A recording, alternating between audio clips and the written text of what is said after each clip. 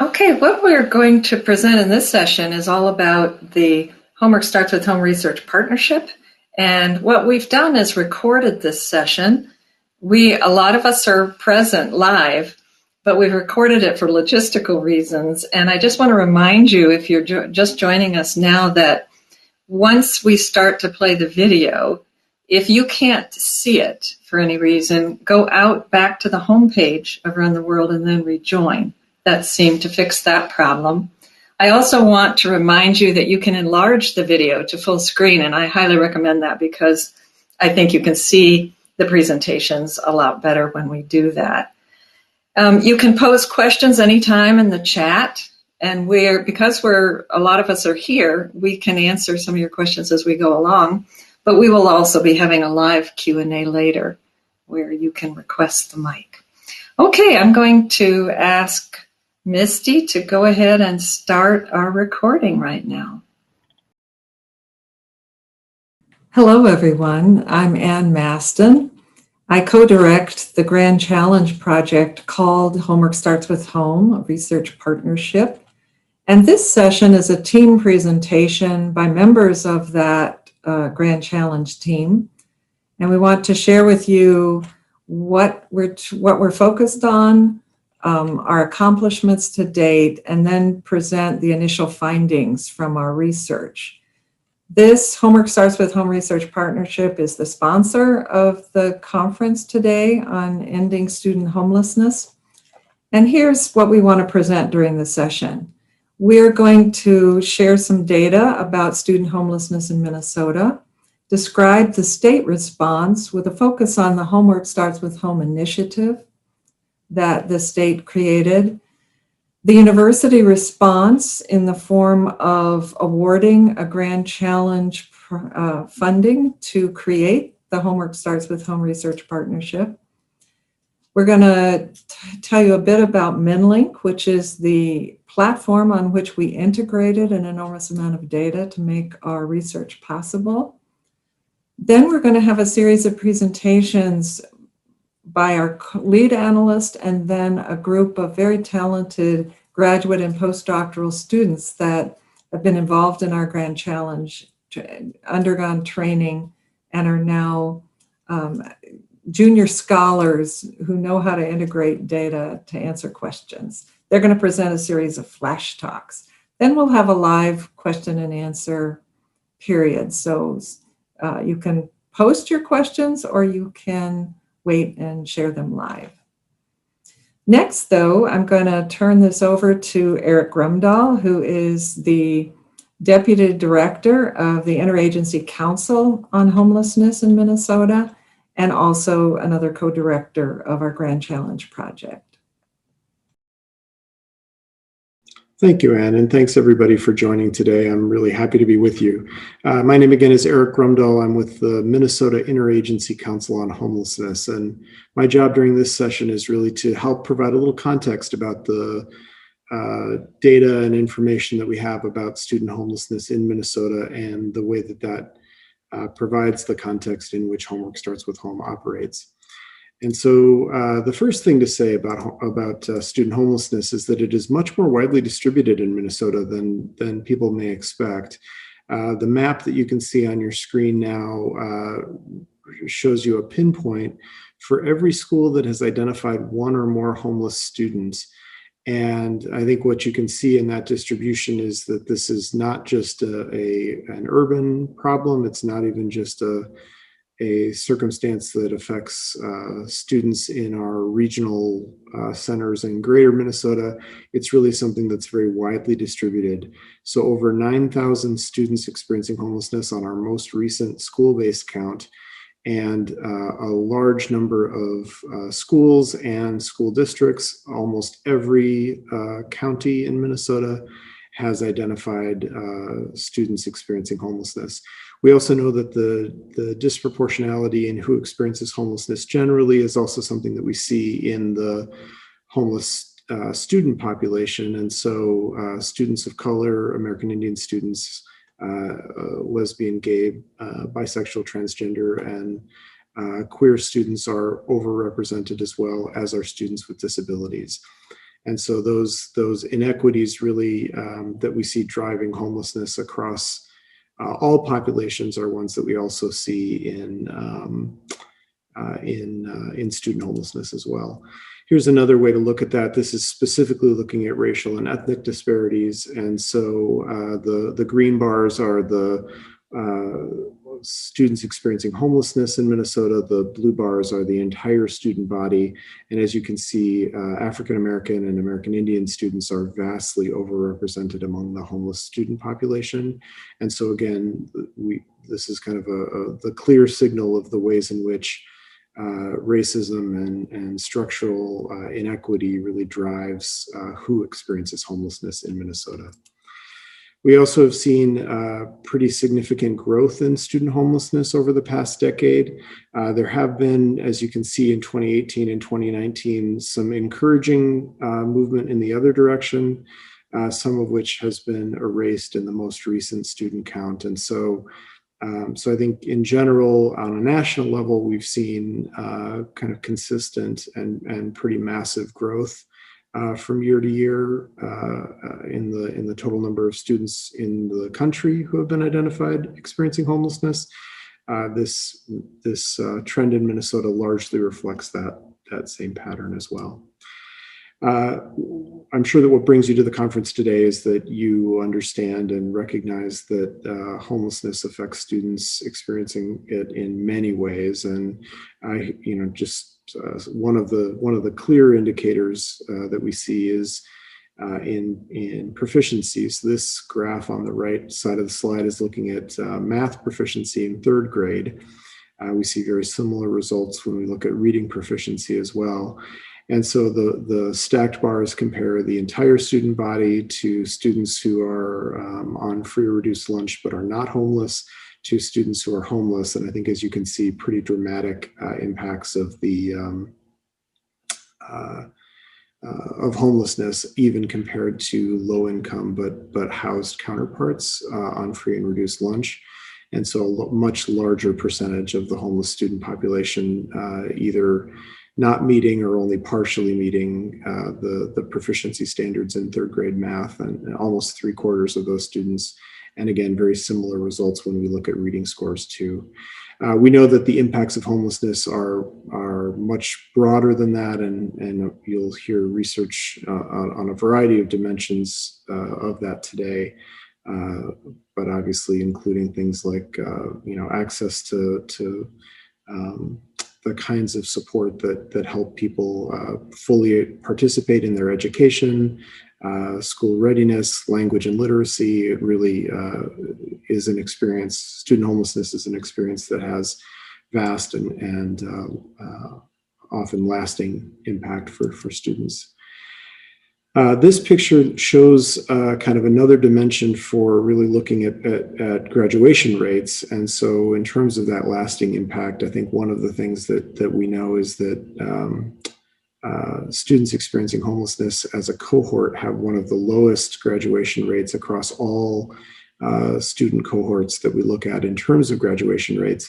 And in particular, Minnesota's rate, this is for the 4-year graduation rate in 2017, that Minnesota's homeless student graduation rate among these states, which were willing to provide their graduation cohort data to Schoolhouse Connection, you can see that Minnesota's rates were the lowest among this group of states. And so I think also really a key area of focus for the state and for school districts all across Minnesota to focus on this group of students and their graduation success as a way to achieve kind of the graduation goals that we have for all students. We know that not surprisingly, the experience of housing instability also translates for many homeless students into school instability. And that's remarkable given the amount of support and transportation assistance and other kind of access to supports that are really designed to maintain student stability in the context of homelessness. So even despite the focused effort of districts to help students experiencing homelessness stay connected to their school, we see that a much larger percentage of students experiencing homelessness attend multiple schools within a given school year compared to the general student body or the housed student body. And so the state's response to student homelessness really began in the context of began, I guess, really with the passage of the McKinney-Vento Act and the federal requirements around supporting homeless students, and has really been led and supported through the Interagency Council on Homelessness and the state's plan to prevent and end homelessness, now in its third version. So Heading Home for the first two, and now Heading Home Together. And as part of the Heading Home Together plans, one of the very first acts of the Interagency Council, which is a cabinet level body that really exists to drive state policy and responses to homelessness generally. One of the first acts of that council was focused on student homelessness, as the Minnesota Housing Finance Agency and the Minnesota Department of Education collaborated on the pilot project that you'll hear about more today. That pilot has really led us to Homework Starts with Home, and what I think we've tried to do with Homework Starts with Home is recognize that that student homelessness is a complicated and multifaceted problem that's going to require a collaborative and multifaceted response. This preliminary practice model that was developed to guide Homework Starts with Home is really intended to reflect that kind of multifaceted nature of the response that's needed. So that our response to student homelessness has to be equity focused, given the disparities that we see. It has to really center the engagement and full participation of students and their families in designing and implementing the response to student homelessness. So that's what we call the nothing about us without us component of the practice model. It has to recognize that because of the impacts of homelessness and the ways in which that is a traumatic experience, and homelessness is often preceded by trauma, we want to make sure that we're identifying homelessness as quickly as possible, and also that our responses to it are trauma informed, that we as much as possible take a whole family or two generation approach to student homelessness. So we're not just looking at the student or just looking at parents, we're looking at really whole family solutions wherever possible. That we're using progressive engagement, which is really trying to recognize that our goal should be to have success for as many people as possible, and not have a one-size-fits-all project. And so really intended to have services and responses adjust and be tailored to the needs of each individual. That we want a housing first oriented solution, recognizing that housing is what ends homelessness.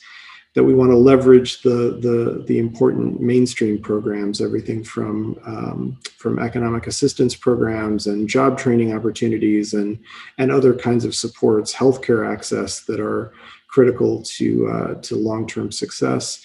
And finally, that we want to have this kind of approach to student homelessness be one that is continuously learning and improving as we go. And so this practice model has been what the Homework Starts with Home grantees have implemented as part of their response, and each community's implementation of this practice model differs a little bit. This is not a one-size-fits-all model, and so really intending to create a common framework without dictating precisely how the model is implemented. I think the key point to share is just that we really want to have the students experiencing homelessness and their family at the center of the response, and have the various housing programs and mainstream programs and school and early learning programs really organized around those families collaboratively, instead of having an expectation that students and families that are in crisis are also becoming experts at navigating a lot of complicated systems. So Homework Starts with Home and the initial cohort of Homework Starts with Home was awarded in July of 2018. Here are the 5 projects operating the first round of Homework Starts with Home and serving at least 237 households. We know that we're likely to exceed that over time, and really serve as the basis for us to test and refine our understanding of that model and to improve it for subsequent cohorts as the program evolves and invites other projects and communities to participate. And so with that, I'm going to hand this back to Anne, and thank you all again for being here. We really look forward to learning from you today and sharing what we're learning in the statewide effort to prevent and end homelessness. Thanks so much. So welcome back to the focus on the partnership itself. Our goal was to form an enduring research practitioner partnership in order to inform solutions for ending student homelessness through a process of integrating data and collaborative research. Our work has been funded so far by the University of Minnesota Grand Challenges Initiative, the University Metropolitan Consortium, and the Minnesota Department of Human Services, as well as by a great deal of in-kind contributions of time from different state agencies and partners, and also from many of the faculty involved in this project. Maria Hanratty, who's an associate professor in the Humphrey School of Public Health here at the university, is a co-director as well, along with me and Eric Grumdahl, who you just heard from. But we have a wonderful team we work with. Our current leadership team is comprised not only of the 3 of us, but also by a group of talented individuals representing the university as well as state agencies. Kristine Piescher is the director of Minn-LInK. You're going to hear from her shortly. She's our lead for integrating the data and for training. Danielle Dupuis, who's the director of the Research Methodology Consulting Center at the U, is our lead analyst, and you'll also hear from her shortly. Joe Curiel from the Minnesota Department of Education is a results measurement specialist, but he also provided a great deal of the data that you just heard Eric presenting. Erin Menne is from Minnesota Housing, and Nancy Urbanski, also from Minnesota Housing, are part of our team of leadership. And then the person who keeps us together and going along in an orderly fashion is Misty Blue, our project coordinator and expert at herding cats. We also have other partners and advisors. Some of them are from state agencies. We've partnered clearly with the MDE and Minnesota Housing, but also with the Office of Higher Education and the Interagency Council on Homelessness.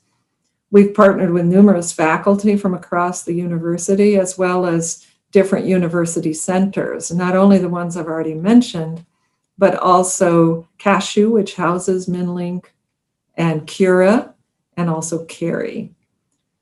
We have student fellows from multiple disciplines and colleges as well, and we're going to showcase some of their work shortly in this presentation.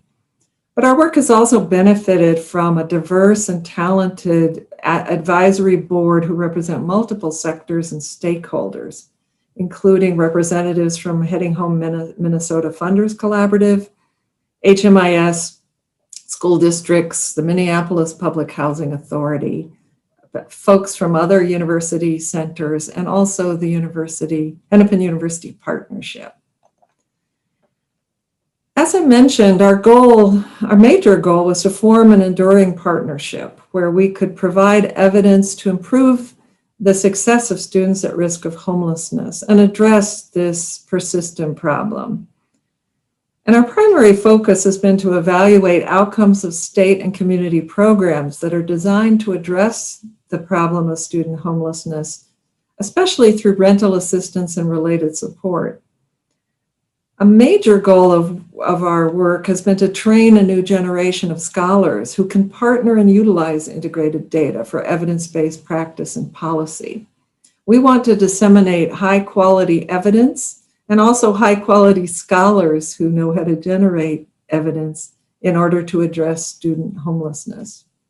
The first project we focused on, which involves integrating a large amount of data, is to evaluate and guide the Minnesota State Homework Starts with Home initiative. Forming a partnership of this kind is a daunting challenge, as you will know if you've ever been involved in such an enterprise.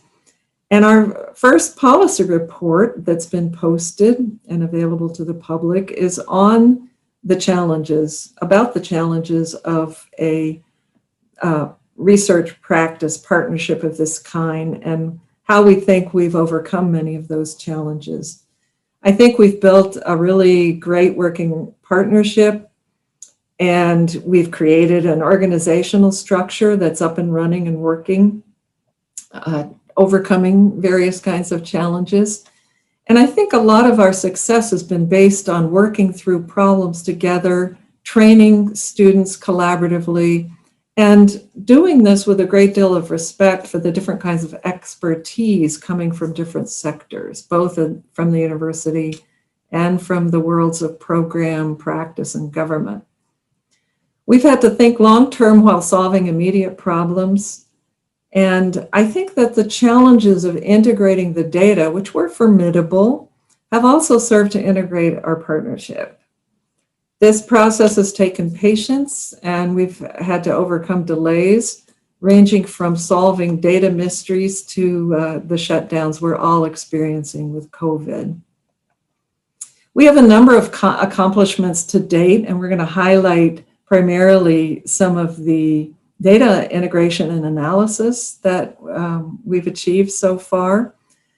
But I feel that we've had a wide-ranging accomplishments. We've created, I think, a very good leadership and set of work teams. We've integrated an enormous amount of data at Minn-LInK. We conducted a small qualitative study of pilot programs, and we've executed a really large quantitative study of the state Homework Starts with Home pilot program that's well underway. We've engaged students from across the university, run a training seminar for them, formed a student analyst team, and trained an outstanding first cohort of fellows who you're going to hear from shortly. Our dissemination is underway in the form of talks, policy briefs, papers in progress. We have a series of podcasts that are underway. Hopefully some of you have listened to some of our podcasts, and we'll have more on the way. And of course, this conference is underway. And now I want to turn things over to Kristine Piescher to tell you more about Minn-LInK. Good morning. I'm Kristine Piescher, Director of Research and Evaluation at the Center for Advanced Studies in Child Welfare at the University of Minnesota. I serve on the Executive Committee of the Homework Starts with Home Research Partnership and oversee data integration efforts at the Minnesota Linking Information for Kids, or Minn-LInK project. We're fortunate to have Minn-LInK in Minnesota for use in this project. Minn-LInK is what is known as an integrated data system.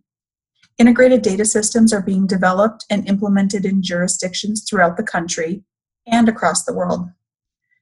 Integrated data systems foster social innovation through quickening the knowledge to practice development cycle. They accomplish this by linking administrative data across multiple agencies to monitor and track how services are being used and to what effect, by providing a more complete account of how policies and programs affect the individuals they're intended to serve, and by allowing agency decision makers to better address the interconnected needs of individuals and families more efficiently and effectively. Integrated data systems can be used to test social policy innovations through high-speed, low-cost randomized control trials and quasi-experimental approaches, as you'll hear more about today.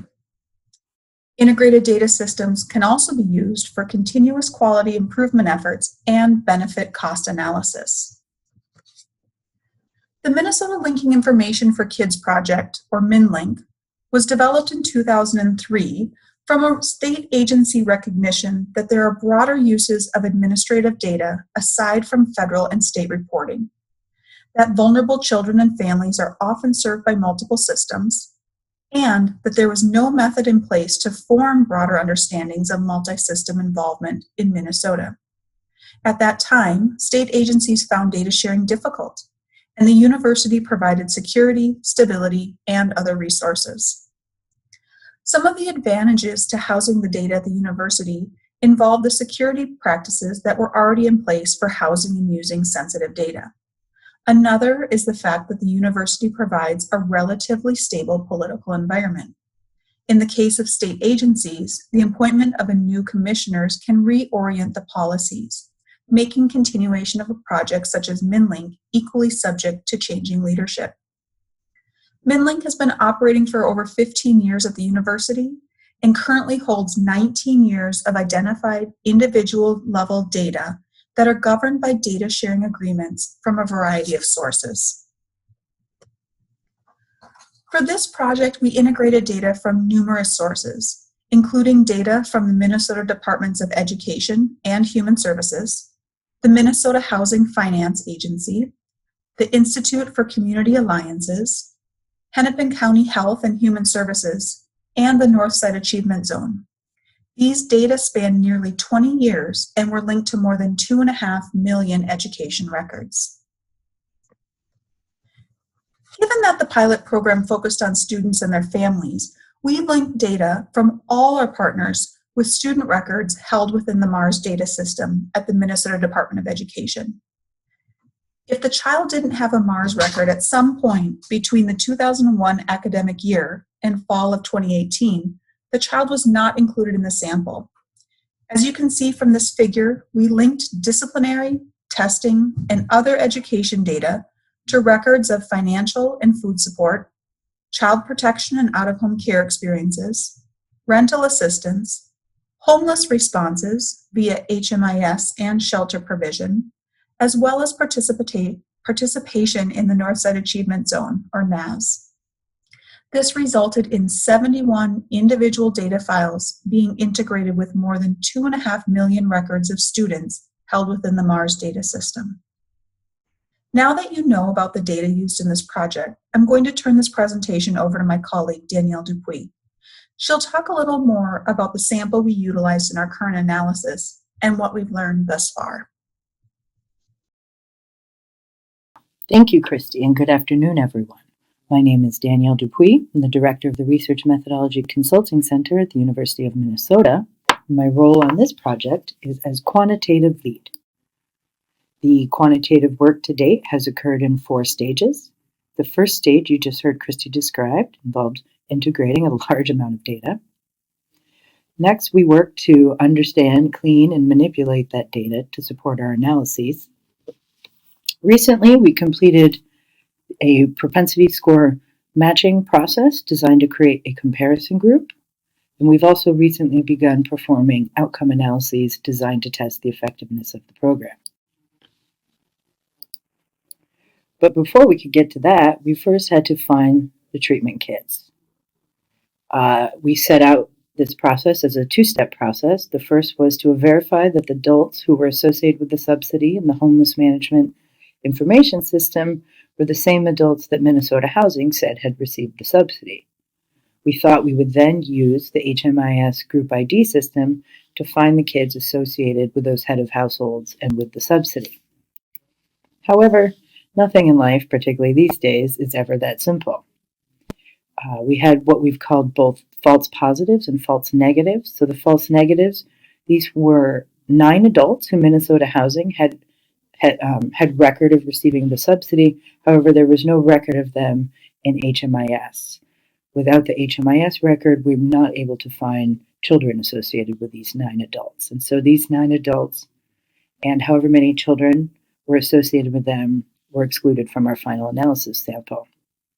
Similarly, we found 15 children in HMIS associated with the rental subsidy, but we could not associate those 15 children with any parent that Minnesota Housing had said received the rental subsidy. So again, these 15 children were removed from our final analysis sample.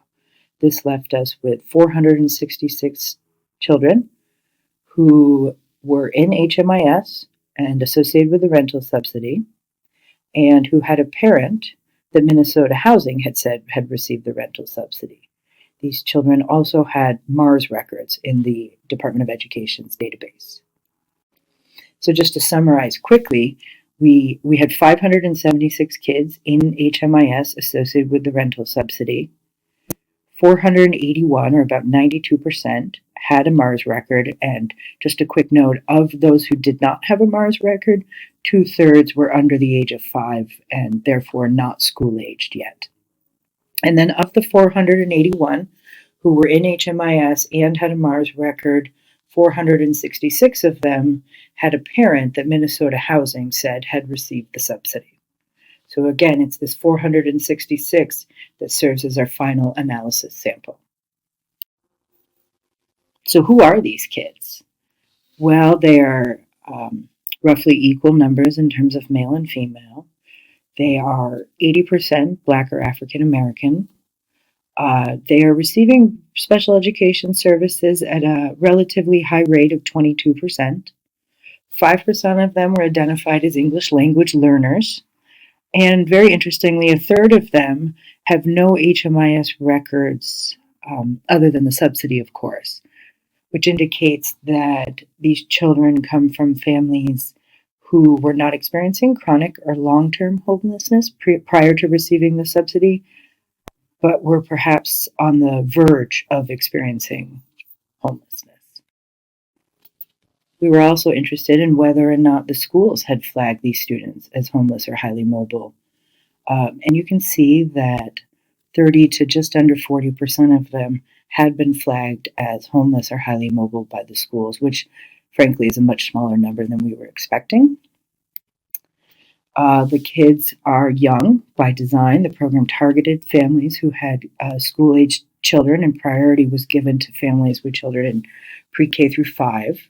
You see that reflected in the age of the kids. However, 20% of the sample is in high school by the 4th year that the program's been going on. And so we do have students in all the grades, including students who are too young to be in the schools yet. While we were working to identify the treatment kids, we were also working to process that large amount of data that was integrated that Kristine had described. So what did that look like? So first for HMIS, the HMIS records we received were for all children in the 3 continuum care regions associated with the pilot rental subsidy for the period of time that the pilot rental subsidy was ongoing. We then took that list of children and requested all of their historical records statewide for themselves and for their families. This process was designed to capture as much HMIS data as possible. However, it also produced a certain amount of duplication in the HMIS data we received. For students with a study ID, and this includes all students, not just the students in the treatment sample, there were just over 270,000 HMIS records. However, of those records, only about 50,000 of them, were unique records, were unduplicated. And this was associated with just about 25,000 students, of which 2/3 of our treatment sample is included. In processing the HMIS data, we came to understand that a significant portion of shelter data from Hennepin County was likely missing during the study years of interest. And we reached out to Hennepin County and worked with them to receive as many of those records as possible. And we identified approximately 4,000 additional shelter stays for the children in our study sample. And so that data has been integrated into the larger housing set. We also processed a large amount of educational or MARS data. We requested statewide MARS records for 2001 through 2018. Each file was very large. It contained millions of rows and hundreds of columns, and the size of these files was slowing things down significantly. So we had to make a decision about how to reduce the size of this data in a way that did not bias or distort our subsequent analyses. And so we decided to use the schools that the treatment students attended as a sort of anchor on which to filter the larger set of MARS data we received.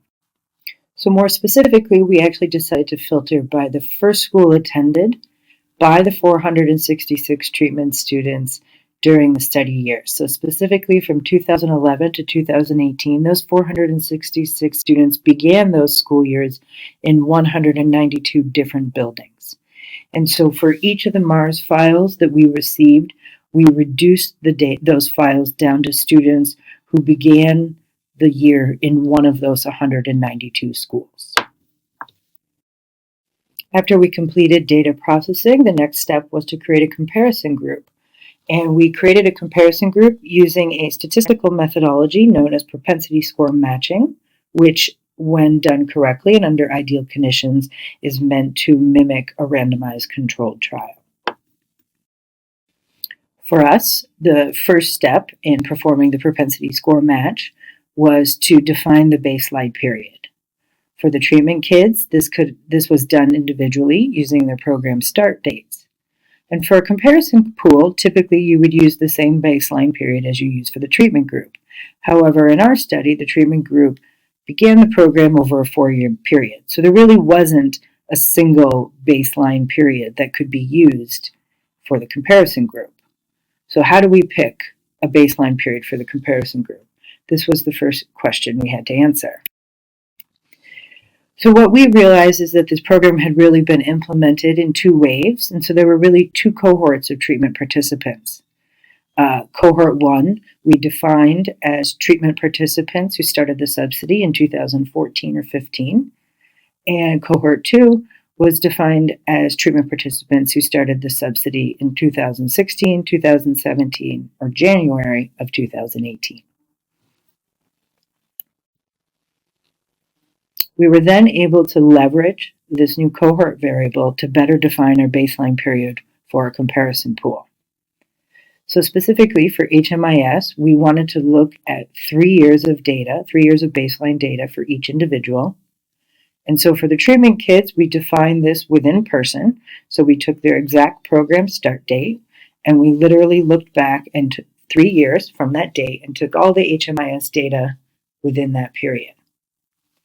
For the comparison pool, again, we leveraged that new cohort variable, and we looked at those 2 cohorts and we said, what is the median start date for each cohort? And it's that median start date that we used to define the program start date, if you will, for the comparison pool. Similarly, for MARS and DERS, which are educational discipline data, we again leverage the cohort variable. And so here we consider 2 years when available. For cohort 1, that meant we looked at the 2012-13 and 2013-14 years.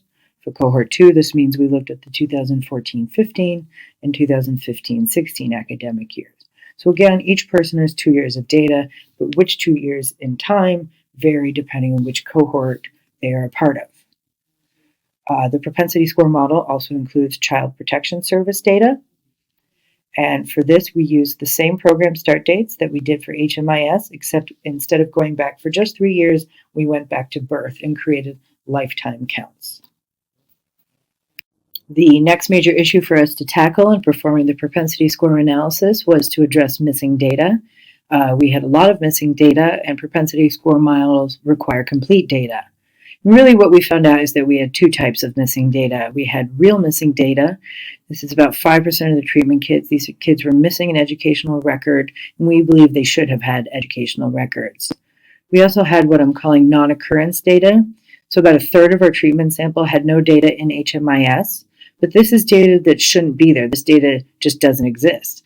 Similarly, 15% of our treatment kids that do not have MARS records are too young to have MARS records. So this isn't really missing data. Again, this is data that just doesn't exist. After we had defined the baseline period and handled all the missing data, we then had to specify the propensity score model. And we decided to include this list of variables you see here as the variables in that model, or what are known as the matching variables. So this includes 5 housing variables. These variables reflect counts of 5 HUD project type codes. We included a lot of education variables. We included annual attendance. We included the number of schools attended in the year. We included flags for students' grade level, students' race, sex, whether or not students were English language learners, receiving special education services, and whether or not students had been flagged as homeless or highly mobile by the schools. We also included a suspension flag that reflected whether or not a student had been suspended at least once or more times during the 2-year baseline period. And again, we included baseline counts of exposure to child protection services going back to birth. So what are the results of the match? Well, one indicator of a high quality match is whether or not you're able to retain your entire treatment sample. And we see here that we lose about 30% of our treatment sample in the matching process because of missing educational records. And as I noted previously, of those with missing educational records, most of them are actually too young to have educational records. So that data isn't missing in the traditional sense. Another indicator of whether or not the match was successful is whether or not you get improvement in what's called covariate balance. And you can see here we see a lot of improvement on most variables for both cohorts. So that's a good, strong indicator of an improved or of a high quality. The final and perhaps most important indicator of whether or not your match was successful is whether or not you have large effect sizes at baseline or pretest. And effect sizes here are defined by what's known as a Cohen's d. And the What Works Clearinghouse at the U.S. Department of Education actually sets some guidelines for researchers in terms of what are acceptable and unacceptable Cohen's Ds at baseline. So we looked at this separately for each cohort because we performed the match separately for each cohort. And what we see is that after the match, we have a lot of improvements. So before the match, we had 8 variables for which, if they were treated as outcomes, we wouldn't be able to interpret the result because the baseline difference was too large. And after matching, we have none of those anymore, which is great news. We see similar improvement for cohort 2 with just 1 variable left after the match where the outcome is uninterpretable because the baseline difference between the groups is too large. So we believe that the match was successful, and so here you can see our final sample. We have 567 kids, 286 in the treatment group, and 281 in the match comparison group. With an N of 567, under traditional power parameters, we are powered to detect effect sizes of 0.21 or above, which represents enough statistical power to detect moderate to large effects. We are, however, underpowered to detect small effects. Now that we have processed and cleaned all the data and we have performed a propensity score match, our work is focused on performing outcome analyses. These are analyses that have only just begun. Specifically, we have not had a chance to examine all outcomes. In fact, I'm only presenting results for 2 outcomes today, and we have not had a chance to specify mediators in any of those models. Before we talk about specific results, I just want to quickly specify the logic model that's being used to guide these analyses.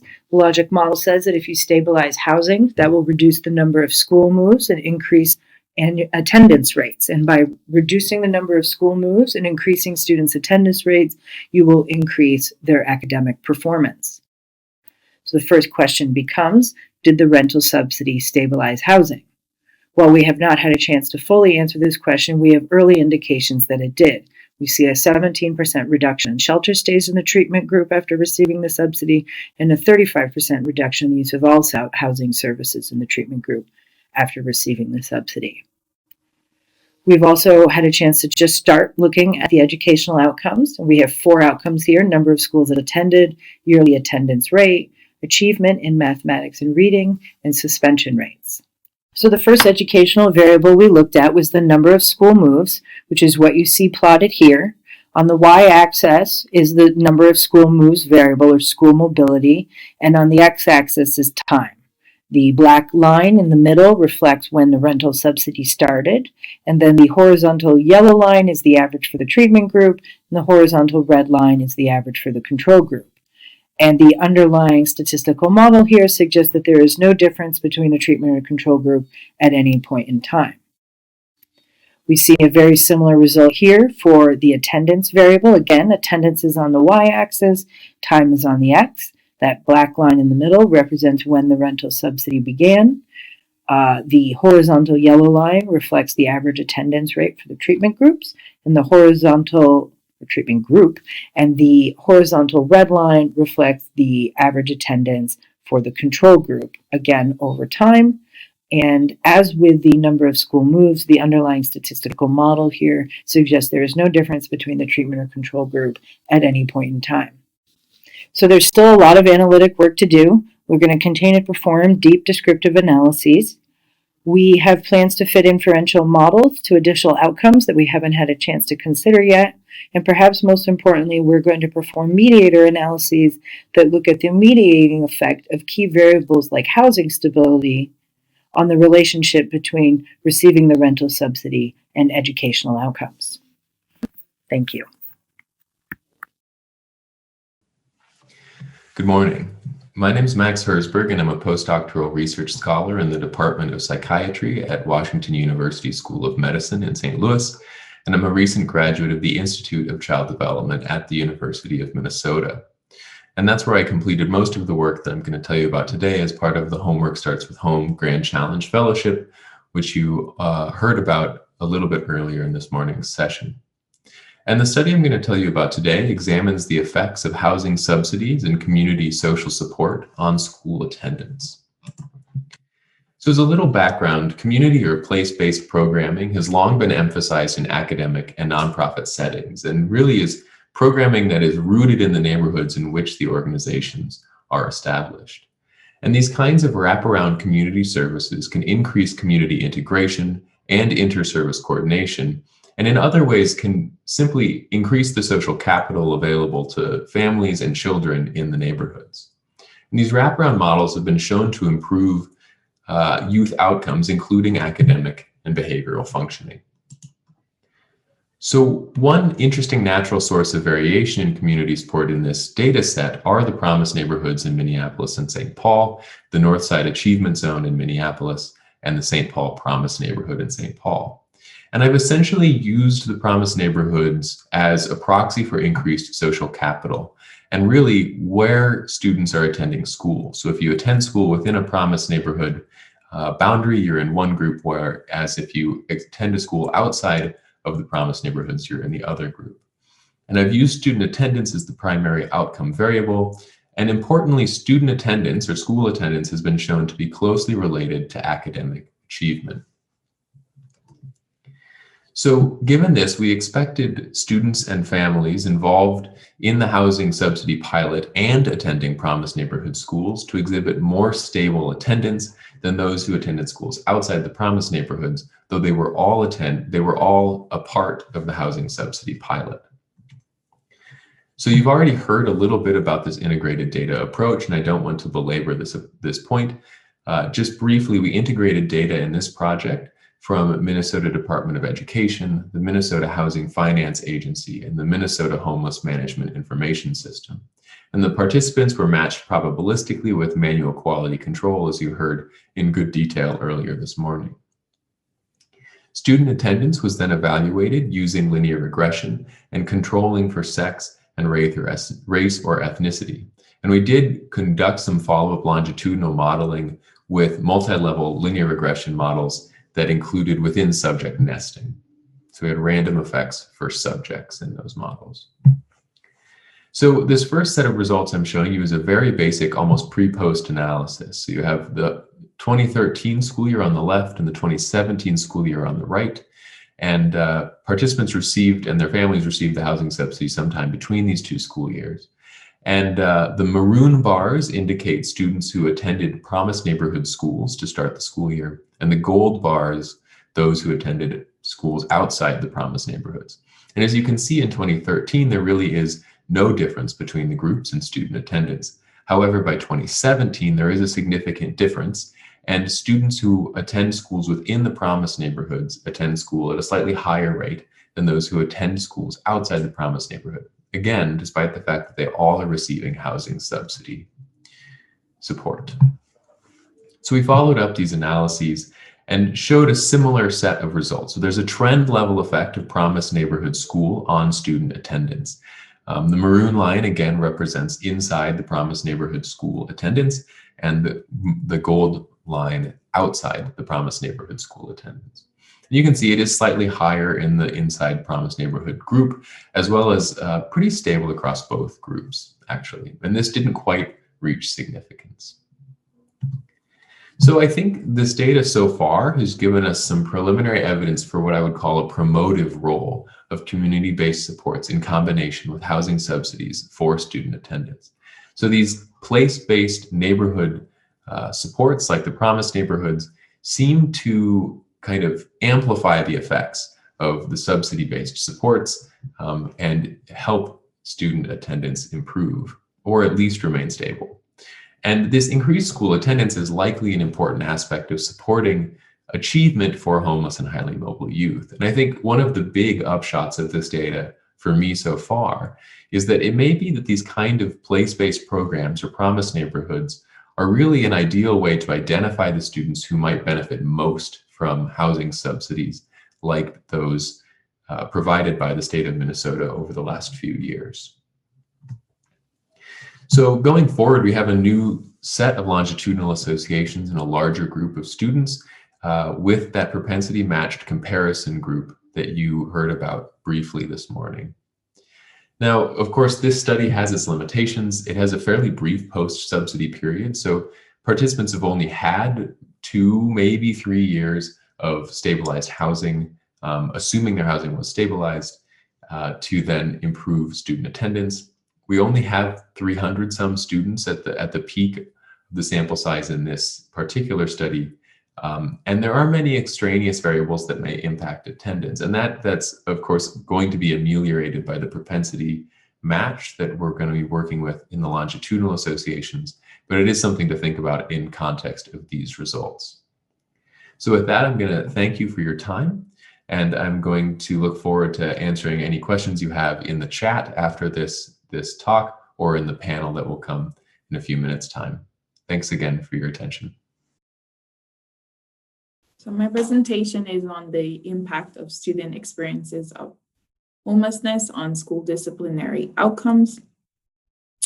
Over the past 2 decades, researchers and educators have recognized the known disparities in school disciplinary outcomes. Studies have found both racial and gender disparities in school discipline, with findings showing that Black students are more likely to be suspended than white students. Similarly, boys are more likely to be suspended than girls. School discipline has lasting effects on youth's academic outcomes. For example, researchers found that children who were suspended in 6th grade were more likely to drop out of high school, less likely to graduate on time, and show poor academic performance. Despite these known disparities in school discipline, there's not much on how housing instability may impact disciplinary outcomes. Therefore, the goal of my research project was to determine whether children who experience homelessness were at higher risk for out-of-school suspensions. So for this project, I had a series of questions. Specifically, I was interested in understanding whether students who experience 1 or more episodes of homelessness evidence higher rates of out-of-school suspensions across time. Is there a curvilinear association between experiences of homelessness and out-of-school suspension, such that patterns of association will be stronger in children enrolled in middle school?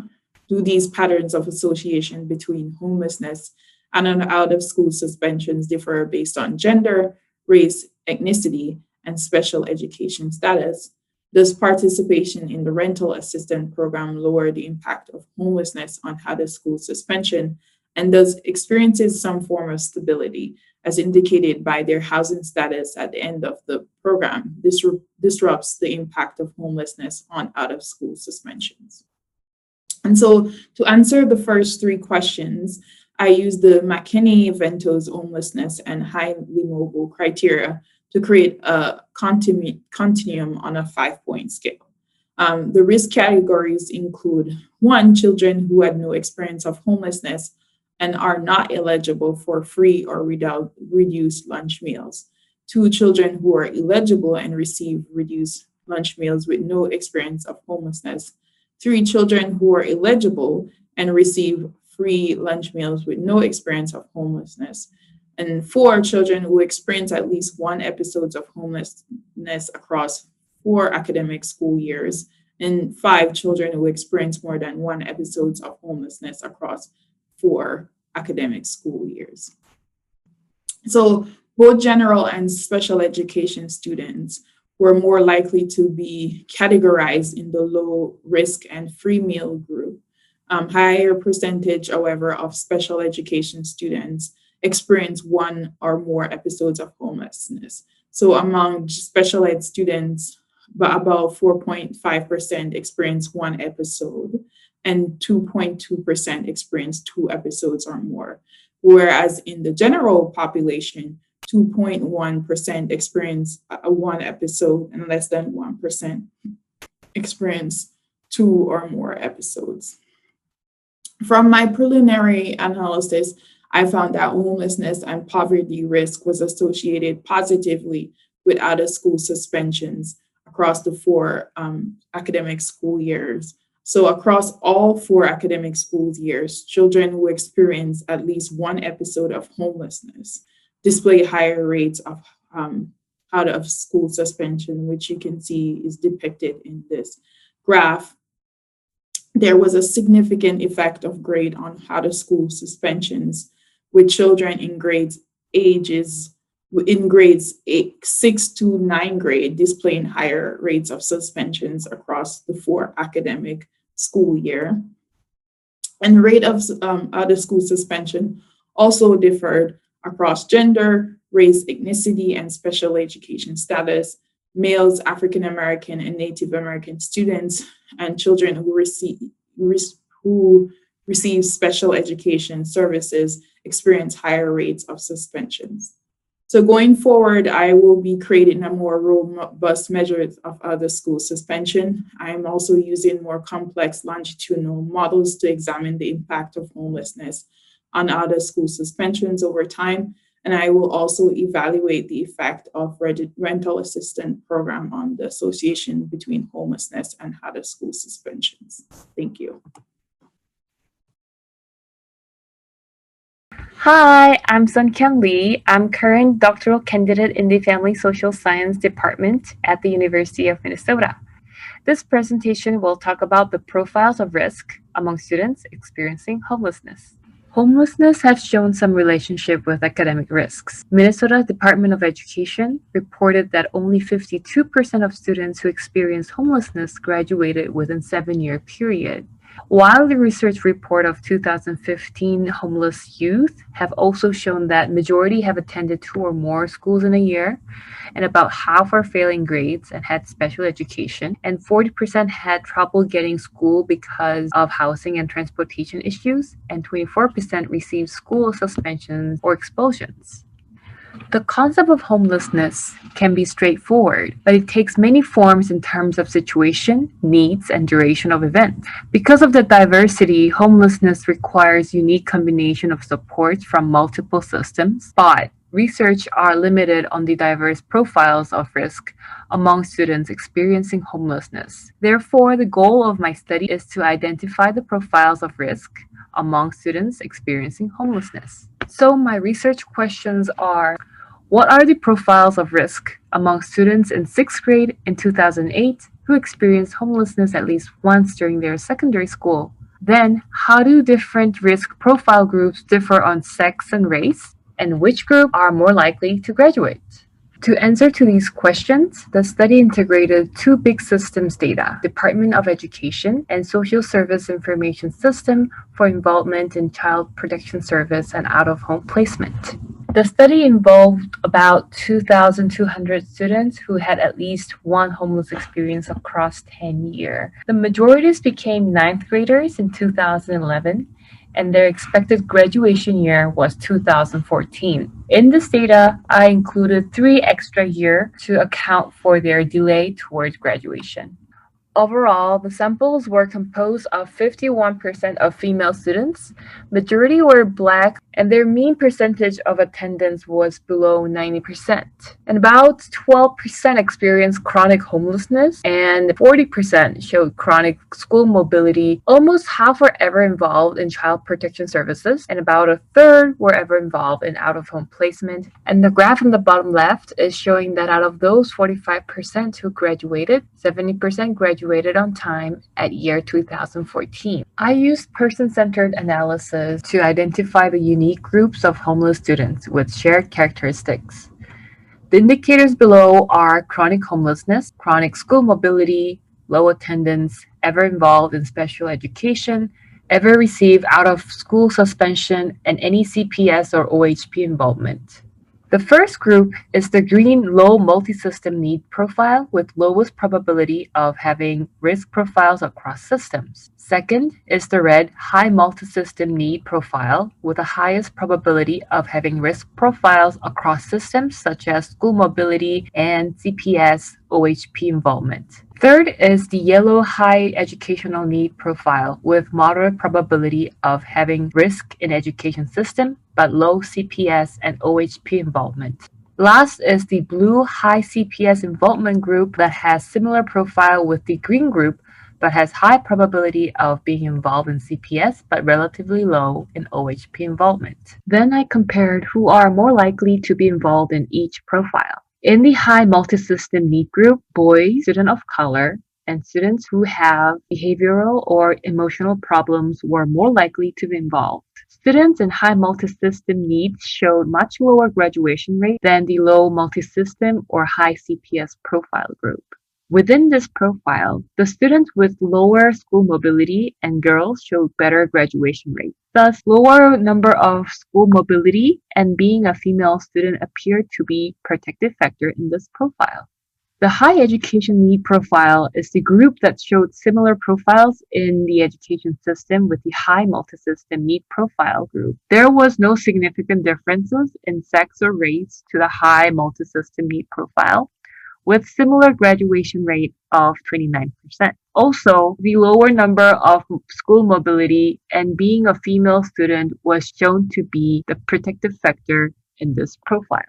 High CPS need profile showed different group composition. They were more likely to be girls, like Caucasian students, compared to the high multisystem need profile. And they showed almost 70% of graduation rate similar to the low multisystem need profile group, which is significantly higher than the 2 previous groups. Most interestingly, within this profile, the students with lower school mobility, youth of color, and those who identified behavioral or emotional problems had higher graduation rates regardless of high CPS involvement. In conclusion, my study have shown that the profiles vary within the homeless students in their involvement in systems. Overall, for the sample of Minnesota 6th graders who experienced homelessness, the high school mobility and low attendance were indicated as critical risk factor for their graduation. And supporting previous literature, boys and students of color were more exposed to these risks. However, the findings suggest that the positive CPS involvement can be a protective factor for graduation among students of color and students with emotional or behavioral disabilities. This study implies the need of coordinated action across systems to address the complex need of students with homelessness and to prevent students experiencing homelessness later in life. Thank you for listening. Hello, my name is Alyssa Palmer, and I'm a 5th-year PhD candidate at the Institute of Child Development at the University of Minnesota. Today, I'll be presenting some findings on the relationship between children's experiences of emergency or transitional housing use and child protective service involvement in the Twin Cities Metro. Much like some work discussed previously today in this conference around the relationship between homelessness and child maladjustment at school, the experience of child maltreatment, neglect, and even just indicators of child protective service involvement have been related to maladjustment at school. For example, a previous study conducted through Minn-LInK showed that school-aged children in Minnesota showed decreased school attendance rates if they had been involved with a child maltreatment case. Now, some indicators suggest that experiences of one of these risk factors actually increases the likelihood of experiencing the other. And according to the Administration for Children and Families, roughly 10% of children nationally entering foster care in 2015 were removed at least in part due to inadequate housing. So I believe that by understanding the type and timing of service utilization, we may be able to best help policymakers understand how to best introduce monetary supports and training to help children and families most at risk. In this study, I'm going to be focusing primarily on kids who are using emergency and transitional housing because I believe that that represents the most interaction with social workers and thus the most opportunity to intervene. So the first aim of this study is to really just think about the general relationship between child protective service involvement and children's use of emergency and transitional housing. And then the second aim is to really get at that timing question, asking, does CPS involvement occur most frequently concurrently, before or after experiences of emergency or transitional housing? This was done by integrating data across a variety of administrative data sets. We collected and integrated data from the Minnesota Department of Education, the Homeless Management Information System, and the Social Services Information System as well. To meet inclusion criteria for the study, all children had to be a part of the Minnesota Public School record system during the 13-14 or 14-15 school year. All kids had to be school-aged at the start of the study and under 18 by the end of the study period. And one group of children included those who had stayed in an emergency or transitional housing center in Minneapolis or St. Paul at least once during the study timeframe. I then completed a propensity score match to create a comparison group of children who were demographically similar to that first group of children. And by conducting this match group, I'm able to try to control for as many potential confounding variables that may be related to child protective service involvement, besides that specific experience of emergency or transitional housing use within the study timeframe. The vast majority of children who used emergency and transitional housing in the study did so only once. However, non-trivial amounts of children used these services 2, 3, or even 4 times across that 2-year time frame. And we see that about 26% of students who did use emergency or transitional housing also had an experience of child protective service involvement. And about 17% of children in that comparison group did. And I do just want to again highlight that kids in this comparison group are also a high-risk group of kids, and they only differ on the fact that they haven't showed up in that homeless management information systems data set. So like I said, AIM 1 was interested in studying what the general likelihood of CPS involvement was for children who were also involved in emergency or transitional housing services across that 2-year time frame. And so without accounting for timing and order of events, children were 1.5 times more likely to experience child protective services when they had stayed in an emergency or transitional housing unit during that study time frame. AIM 2 now starts to evaluate that temporal effect, and descriptive analyses suggest that on average experiences of emergency or transitional housing occurred before child protective service involvement. So the first number here shows that from any experience of emergency or transitional housing, we see that child protective services occurred about 10 days after. And the mode there, though, is 1 day. And then I was interested from the sort of first experience of emergency or transitional housing use, and you see that directionality get even more pronounced with child protective services involvement happening about 46 days later. Using a series of generalized estimating equations, I tested the direction of entry into emergency and transitional housing and child protective service case referrals. And children were 1.9 times more likely to be referred to CPS within the same month of experiencing emergency or transitional housing And children were 1.6 times more likely to experience CPS in the months after exiting emergency or transitional housing. Interestingly, children were 0.3 times less likely to experience an emergency or transitional housing use in the month after a Child Protective Service involvement case. So I think we could interpret these results in a variety of ways, but I think primarily it sort of points towards these housing services as an opportunity for intervention potentially. And I think really thinking about these families as in current states of crisis will be really important as we move forward and think about supports that we can provide them. May it be monetary supports to relieve monetary stress and stress of resources, or even parenting supports to reduce risk of child maltreatment. Hey there, my name is Warren Lowell. I'm currently a joint PhD student at Duke University in the Sociology and Public Policy departments. For my project, I became interested in how we define and count homelessness in the United States and the implications these definitions and counts have for how we identify, understand, and address student homelessness. Two primary departments that serve students experiencing homelessness are the Department of Housing and Urban Development, HUD, and the Department of Education, ED. And they each have very different criteria that they use to create counts of homelessness. HUD conducts a PIT, or point in time count, each year with the intention of estimating the number of sheltered and unsheltered folks on a single night in January. The criteria for this count are strict, and for children in particular, they create a dramatic undercount. The big group they miss here is composed of students experiencing any other kind of homelessness, a large proportion being doubled up. But the Department of Education also keeps tabs on how many students experience homelessness each year and uses a much more flexible definition. Any student who lacks a fixed, regular, and adequate nighttime residence is included in this count. And this includes students who are doubled up, staying in motels, sleeping in cars, and more. We also believe this is also an undercount, though, because it doesn't capture students who experience a spell of homelessness over the summer, those who are not in public school because they are too young, or those who are not enrolled in public school because they attend alternative schools. And the reason the differences between these counts are so important is because they have different political power. HUD's count is used in determining how much funding local jurisdictions receive from the federal government for providing shelter, housing, and other services for students experiencing homelessness. This is big money. HUD regularly allocates billions of dollars throughout the country to different continua of care. We also often regard the PIT count as the standing public record of the extent of homelessness in the country. When we hear figures reported on NPR or in the New York Times, they are almost always citing the PIT count.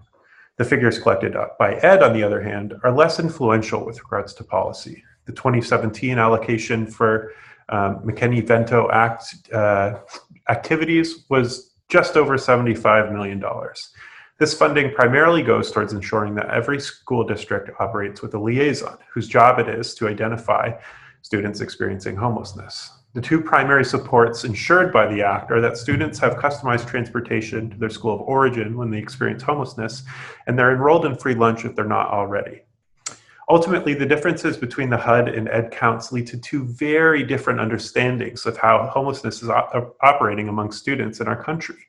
For ED, there has been a steady upwards trajectory between 2013 and 2018, ending in 2018 with over 1.5 million students experiencing homelessness each year. HUD's count for children under the age of 18 has actually slightly declined over the same period, and it has hovered just over 100,000 students each year. However, because of the different criteria and time frame, these figures are apples and oranges. And in my project, I had to get a little creative in order to compare students who would be included in either count. Thanks to Cashew, I was able to make such comparisons with primary data from HUD and ED that they linked together for me. First, I created a data set where I extended the criteria of that one-day PIT count over the course of 2 school years, 2015 and 2016. Then, using ED data, I was able to create a similar data set with students who fit the ED definition. I limited the sample to fit the same age group, 5 to 16, and then I pulled them together to see how the sizes, demographics, and outcomes of these students compared. So that brings us to a Venn diagram of student homelessness. Now we're comparing apples with more similar apples. These Venn diagrams are for 3 regions in Minnesota over the course of 2 school years. What we find is that even when the HUD definition is extended over the course of the school year, or in our case, 2 school years, the definition is so limiting that the figure is much smaller in comparison to ed homelessness. We also see that despite the strict definition of HUD homelessness theoretically fitting under the larger umbrella of ed homelessness, not all students in HUD are identified by ed. How else do these groups compare, though, by demographics? Well, according to race and ethnicity, students experiencing any type of homelessness are much more likely to be Black or Native American and much less likely to be white, Asian, Pacific Islander, or Hispanic. And our HUD homeless and overlap group represent these disproportionalities even more so than our ed group. We don't conduct any tests to see what accounts for these differences here, but I'm interested in conducting future research to test to what extent racism, discrimination, and residential segregation contribute to how this severe hardship is felt disproportionately by our Black and Native American neighbors. A few other demographic trends to highlight include the fact that our HUD group is, that is, students who are in shelter but not identified by their schools, are more likely to be high schoolers in an older group. We also see that the ed group is slightly younger, with a larger proportion of students who are in elementary school. The overlap group is nearly identical. Finally, I wanted to conduct a test to see how these students are doing in school in comparison to their free lunch peers. In the visualization here, all students who were in HUD at any point in time during the year are included in the HUD group. And any students who are identified as homeless by ed, but not in the HUD group, are in the ed group. The outcomes I looked at were attendance rate, school mobility, and if a student met or exceeded the standard on math, reading, or science standardized tests. These models are in reference to free lunch peers who are stably housed and also correct for demographic disproportionalities that we reviewed prior, and whether a student was an English language learner or had any kind of disability. Also, all of these outcomes are highly significantly different from the comparison group. So if we take a look at attendance rate, for example, we see that students experiencing HUD homelessness in a given year have an attendance rate that is just over 5 percentage points lower than their free lunch peers on average. For math, we see that ed homeless students are nearly 0.1 times less likely, or 10 percentage points less likely, to meet or exceed the standard on math tests in each year on average. We see similar trends for the other test outcomes. So there are a few things that I take away from these findings. First, a large proportion of students experiencing homelessness are not in HUD system. It would not be included in the PIT count. This corroborates what we already have estimated to be true, but has political implications. Further, HUD and ed students face a continuum of risk, putting them at higher levels of disadvantage than their economically disadvantaged but stably housed peers.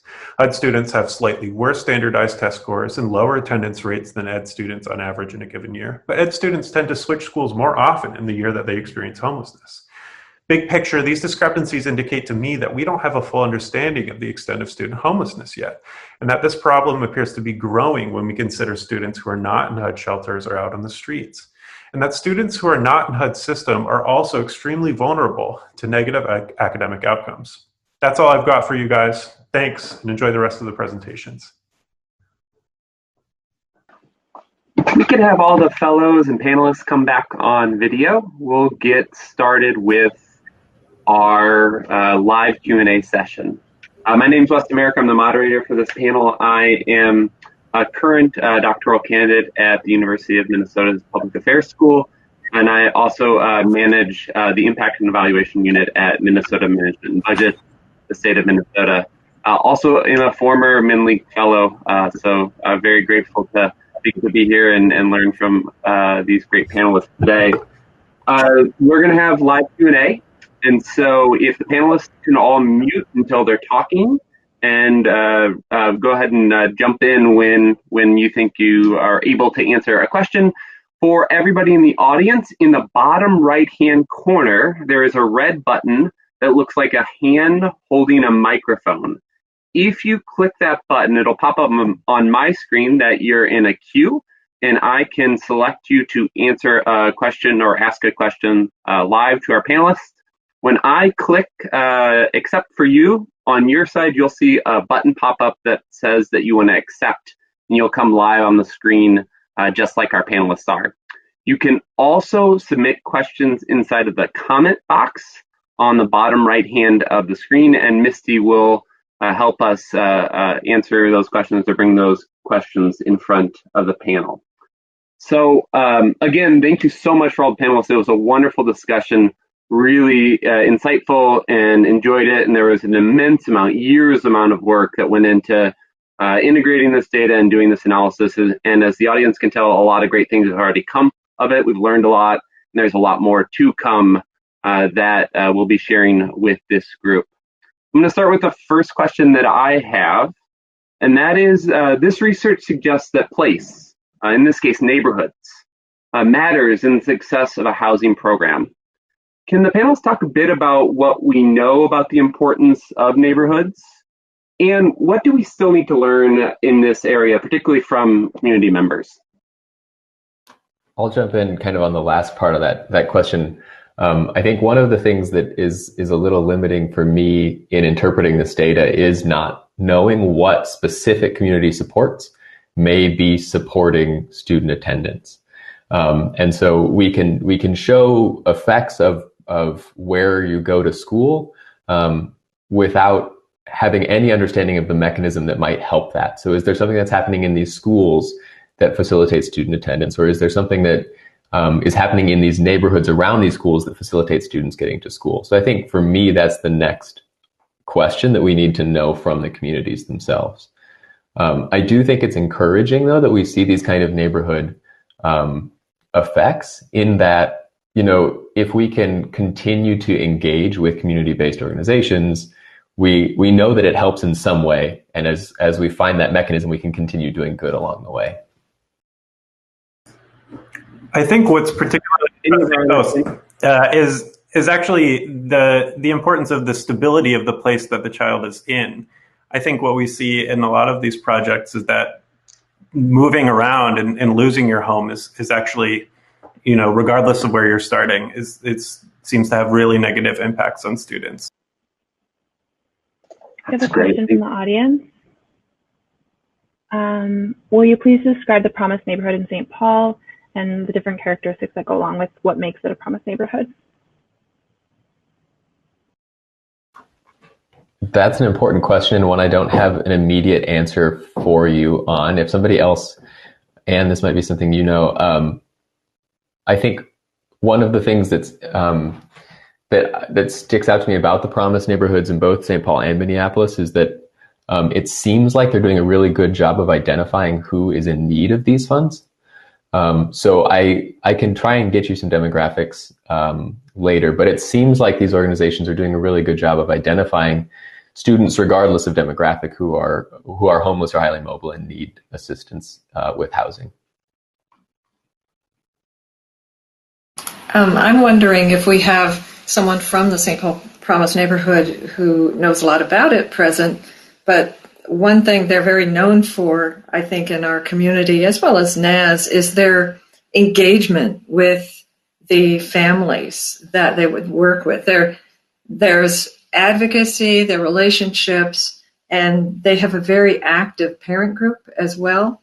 So that there's, I think, a synergy that's created by the level of interaction in both the St. Paul and Minneapolis Promised Neighborhoods. And there's a long history of, interaction among the partners that are engaging in these neighborhoods. And there's a kind of layering effect that takes place. I also think that NAS and the St. Paul Promised Neighborhood pride themselves on being, learning groups. They partner, they have multiple sectors involved, but they're also constantly learning and trying to improve what they do. And we're hoping that we can be supportive to them by providing evidence to help in that process. But I think they have very strong voices of lived experience, very strong voices of family advocates, and that they also make a big effort to collect data. The Wilder Foundation has been very involved in data, providing data for both those Promised Neighborhoods to know what they're doing and know how it's going. What our research partnership can offer beyond the local program is that we can follow over a much longer period of time administratively and across the state. That makes a big difference.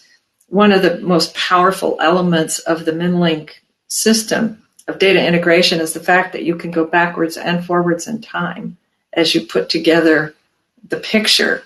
Not just the advantage of having a comparison group, but also the fact that you can, get information from systems that go well beyond what a promised neighborhood can collect in their day-to-day operations. So those are my comments, but I would welcome somebody to comment from, request the mic if you're out there and are part of the promised neighborhoods in either situation. I'm going to go to another question. If someone from St. Paul Promised Neighborhoods wants to grab the mic, let me know. Click the bottom right, and we'll get you in. But going to the next question that, Anne, you're starting to get into a little bit, is that it took a tremendous effort to build the data infrastructure and then also the shared language and vision for this Homework Starts with Home work.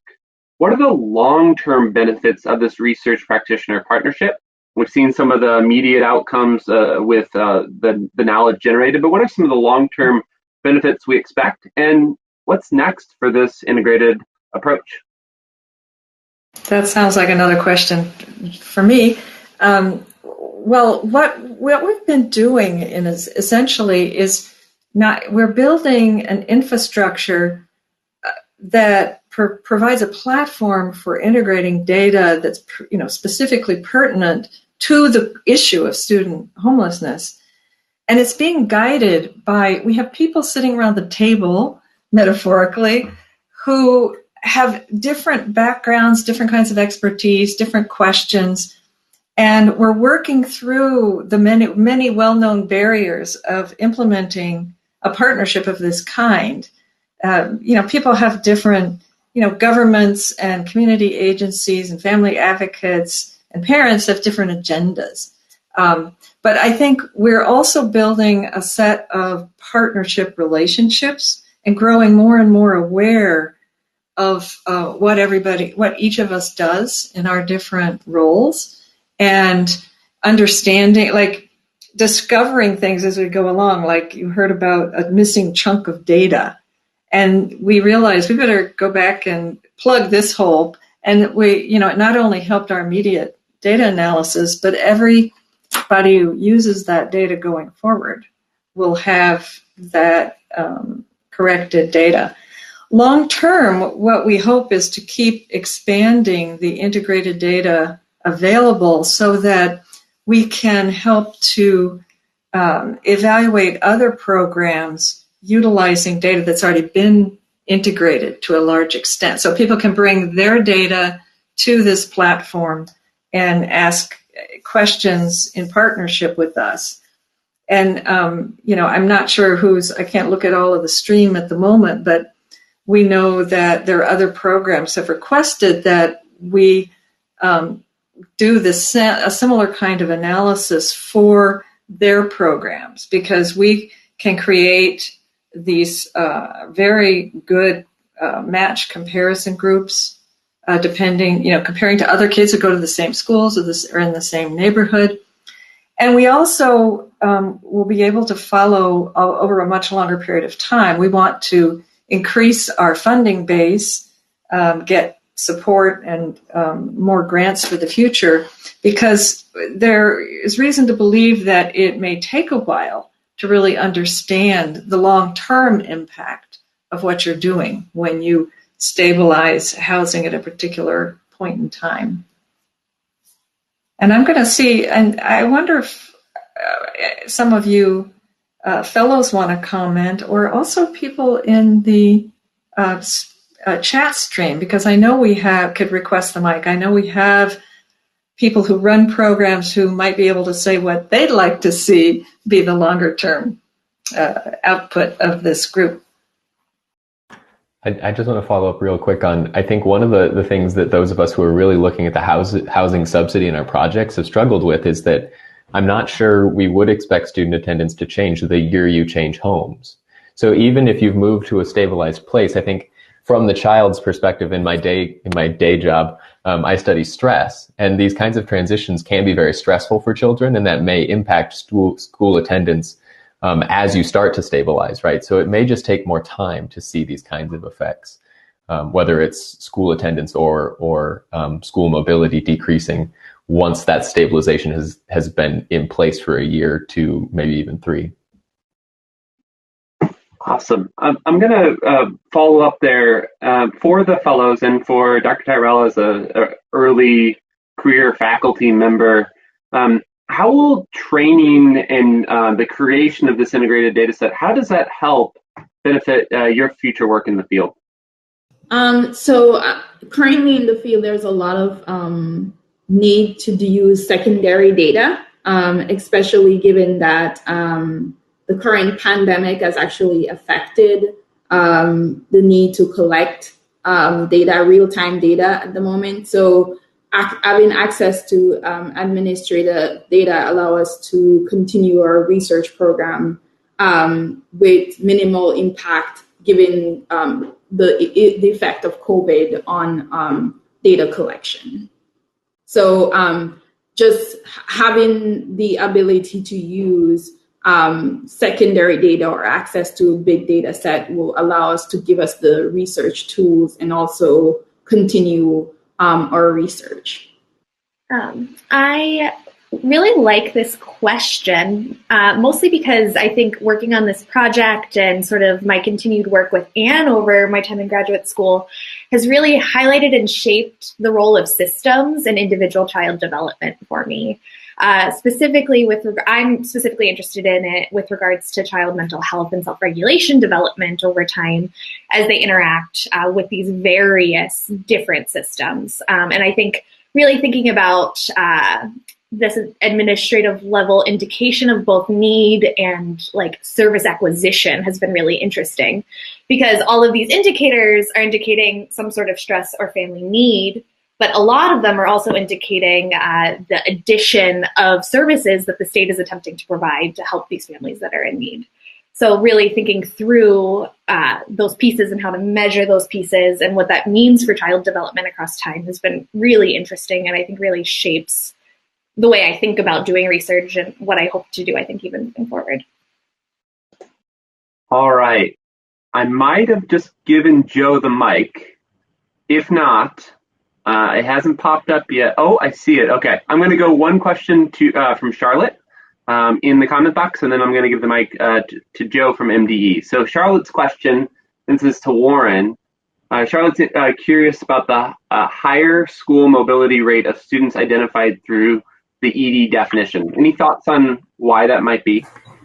Yeah, I think it's a really good question, and one, of course, I can't answer definitively because it wasn't something I tested for. I think conjecturally, and something I want to look into, I think conjecturally, off the cuff, my thought, and I've talked about this with Maria too when we were going over my results, were that it might be that attending shelter actually keeps you local and keeps you close to your school in a way that when you are forced to find alternatives to attending shelter, when you have to rely on someone in your social network, you might move a little bit further away, and there also might not be the same, infrastructure and getting transportation already set up that there are at some of the shelters that we have in the Twin Cities.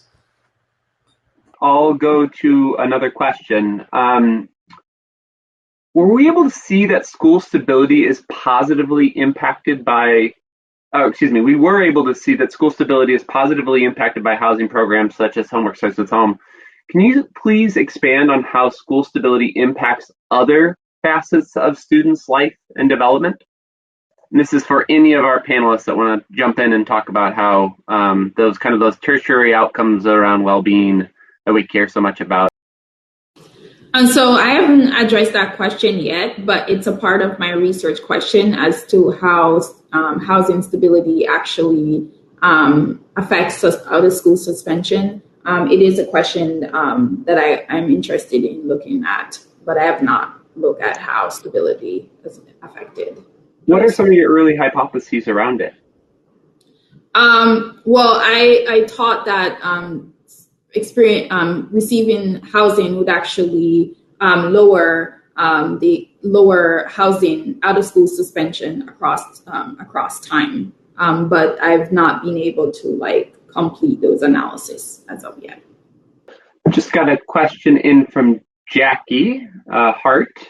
What ideas do you have for databases or sources to identify and assess children who are not yet of school age, right? So the universe we're looking at right now, they've touched the system, they're in school. What do we know about prior to that? Yeah, I think that's a really interesting question. So I am actually working with Minn-LInK on an additional project, a little tangential, in collaboration with Minneapolis Public Schools, looking at their preschool screening data. So kids that are getting screened between the ages of 3 and then the age that they enter kindergarten or first grade, so 6. And I think I'm excited for that because I think that's one way to really think about and identify kids that are experiencing both systems. But I do think it poses a difficulty because typically these kids are really attached to family level pieces as they're sort of going through these systems. And it's hard to really think about how to identify child outcomes when all the data we're sort of collecting on them in that age range tends to be really at that family level. I just wanted to add a comment that there's been a long-standing interest in trying to integrate early childhood with other systems, and it's been difficult to pull off, as you can probably tell. But I think that people are realizing it would be great if we could do that. And I think that a key to doing that is to have every child, acquire an individual identifier at birth, not when they enter school. In other words, an educational identifier earlier. And I'm wondering if Beth could comment in the chat, perhaps, whether some states are doing that, because there are many efforts underway to try to create these integrated data sets. One additional thing that I think is important in this conversation and why these databases could be so useful is that one of the things that we haven't quite done yet is look at the developmental differences in, say, student attendance for kids who are in K through 4 versus high schoolers. And having a database that allowed us to track some of these things developmentally, starting early all the way through, could be a really useful thing. I think we have our last question, and it's from Joe from MDE in the comment box.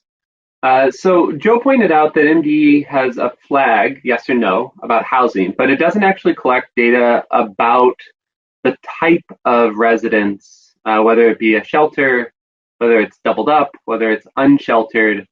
And we might expect that children and families that are in each of these different types of residences might be different in some material and important ways that could affect outcomes in school and other outcomes. Any thoughts on how, if we had that type of data that actually showed type of residence, it might allow us to think about and estimate better or worse outcomes for those students? I guess put another way, what do we expect might be the differences between the different types of residences in terms of outcomes? I think my result could have been different if we could have those residents' information, because it could differ in the profiles of how they relate to other CPS or OHP involvement, and also how that influence with the attendance rate, and also how their residence type could impact the graduation rate too. Are they graduating on time, or is that delaying, or are they having a hard time to even graduate after extra 3 years? So I think that would be a great information if in the future MDE can collect those data sets. If that was collected in the future, how do you think that might change decision making? Your results in particular feel very, very applicable for being able to identify the different types of needs that students may have. If you had that more granular data, how do you think that would improve practice? Having different set of residence information, because the analysis that I did was really based on the data set itself. So it really depends on what information I have, and if those are included, I think it will have shown so much more diverse profiles of those homeless students. And then I could spread out who are more likely to graduate or who are more risky with the homeless situation they are in. That's excellent. So we have about 2 minutes left. I'll just do some wrap-up details. The first is thank you so much to all the panelists and all the folks that worked on pulling together this panel. Wonderful information, incredibly useful for practice. There's a foundation here of integrated service delivery that is really meaningful for the state of Minnesota, and being able to come up with information to drive practice here in Minnesota, but then also to create generalizable knowledge elsewhere. We have a ton of data and a lot of things to say here. And in addition to generalizable knowledge, we have this host and group of fellows and early career faculty members that have learned from this process and are going to continue to use integrated data and drive practice either here in Minnesota or elsewhere across the U.S. So thank you so much. This was wonderful. One thing I really appreciated about this, and I think is really important, is there was a lot of places where we said, and this group said, we don't know. We don't quite know the answer yet. I think that's really something that we don't say or hear enough, potentially, in government. And so I love that. And what it tells us is we got so much more work to do. And I'm so glad there's folks like you all working on these problems to try and improve practice. A couple of other things in the chat box, Misty and others have been posting in links to where these briefs can be found. If we go to the Homework Starts with Home website, which I will drop the link in right now, there's going to be more information there. And this is going to continue to create new information over time that doesn't start with this conference. After lunch for this conference, there's going to be another session, Student Homelessness is a Solvable Problem, keynoted by Dr. Matthew Morton, as well as there's going to be some presentations and discussion there afterwards. And we got a 1 hour break for lunch, but please come back after that 1 hour break. Thank you all so much again, and have a wonderful Friday. Bye-bye.